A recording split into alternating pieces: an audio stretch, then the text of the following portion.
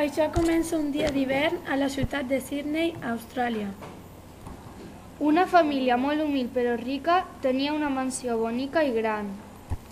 Tenien 2 cans amb els que tots els matins sortien a passejar per la ciutat nevada. Una de les seves femelles estava a punt de donar llum. D'aquí varen néixer 5 preciosos canets, nomien Tara, Coran, Lassie, Fosca i Lluna. Com eren moltes, la família es decidí vendre. A na Tara les coses no li van anar molt bé. Els seus amos eren dolents i no la deixaven sortir. A na Coran tampoc gaire bé li va anar. Tenia amos molt exigents amb la neteja. Per a na Lassie les coses eren més normals, amb alguns inconvenients. A na Lluna tampoc, i amb aquest pas no anàvem bé, cap de nosaltres.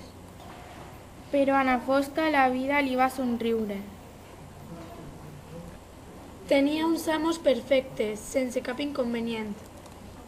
Un dia que a na Tara la van amollar perquè passegés, se'n va anar pel seu compte per anar a un lloc millor que en aquella casa. En aquell moment va arribar a ca na Fosca. Es varen reconèixer al moment i després de passar una estona juntes van decidir que anirien a cercar les seves germanes.